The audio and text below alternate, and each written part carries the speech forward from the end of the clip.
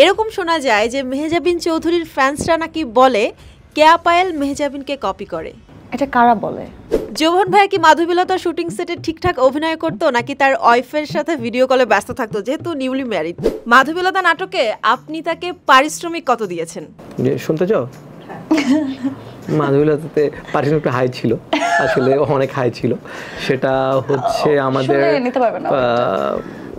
আচ্ছা, কেয়া পায়েল নাকি শুটিং সেটে শুটিং চলার সময় তার বয়ফ্রেন্ডকে ভিডিও কলে রাখে? তাই? সত্যি? আসলে আমি প্রথম শুনলাম। আমার সেটে যেটা হয়, আমার সেটে কেয়া পায়েলের মোবাইল সবসময় মেকআপ আর্টিস্টের কাছে থাকে। হ্যাঁ, না শুধুমাত্র আপনার না, এটা সব সেটে। আমি আমার কাজ নিয়ে অনেক সিরিয়াস। আমি এটা প্রথম শুনলাম, আপনার কাছ থেকে অনেক কিছু প্রথম শোনা যাচ্ছে। বলেন। আমি কি মানে শুধু শুধু বলতেছি? অবশ্যই আমার কানে আসছে। তাই? আমার কানে আসেনি।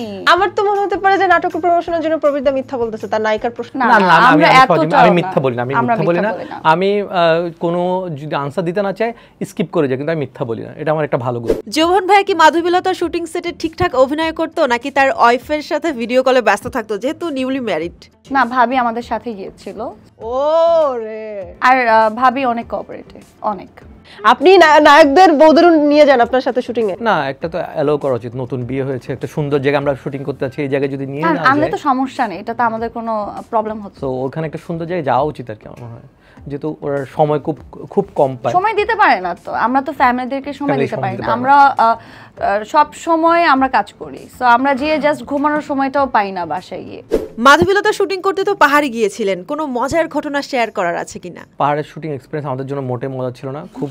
আমরাও এখানে গিয়ে সবাই অনেক কালো হয়ে গেছি। না, আমি দেখলাম যে আমার ড্রেসের এই পর্যন্ত যদি ড্রেসটা হয় এতটুকু হচ্ছে এক কালার, এখানে আরেক। আমরা 3 দিন যেটা হচ্ছে আমাদের প্রচুর রোদ সান ছিল, তো সান ছিল। এরপর হচ্ছে আমরা প্রচুর নিজেরা হেঁটে হেঁটে পাহাড়ে উঠছি, দৌড়ায় শুটিং করছি।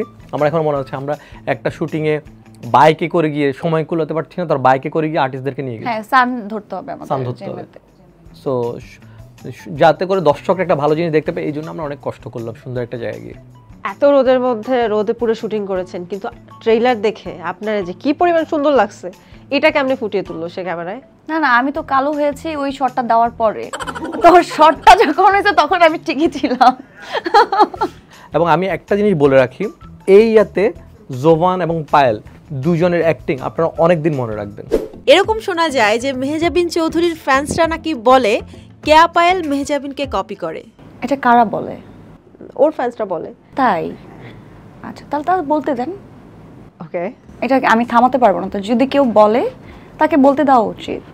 তার যদি সেটা মনে হয় সে বলুক, কোনো সমস্যা নেই, এটা আমার কিচ্ছু যায় আসে না।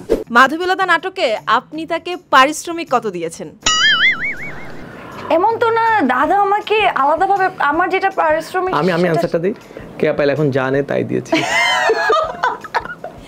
না, সে এক্সপেক্ট করেছে যে অন্য কিছু বলবেন না। বলেন। আমি না মানে খুব না, আপনার জন্য কত বলে সুবিধা? আমি আসলে জানি না যে আপনি কত। শুনতে চাও? মাধবীলতাতে পারিশ্রমিক হাই ছিল, আসলে অনেক হাই ছিল। সেটা হচ্ছে আমাদের নিতে পারবে না। 1 কোটি প্লাসে ছিল, আসলে 1 কোটি সামথিং ছিল। ওইটা নিতে পারছে না দাদা। 1 কোটি সামথিং কিছু। এর মধ্যে প্লাসটা দিয়েছি ব্যাংকে, আর বাকিটা দিয়েছে বস্তা করে বাসায়। ট্রাকে করে বস্তা বাসায়। বস্তা 2টা বস্তা পাঠিয়েছে টাকা। ঘুম থেকে উঠে যদি দেখেন আপনাকে কেউ কিডন্যাপ করেছে আর অনেকগুলো টাকার একটা বেডে শুয়ে রেখেছে, তখন কি করবেন? তখন বলবো ঘুম যে দিবে। একটা ঘুম দিবে আরামে। এর চেয়ে মজার বেড কই পাওয়া যাবে?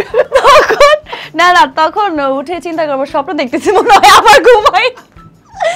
আপনি হলে কি করতেন? আমি আবার ঘুম দিব। আমার ঘুমানোর টাইম নেই, আমি বস্তা খুঁজতাম টাকা ঢুকানোর জন্য, যা পারি ঢুকে তারপর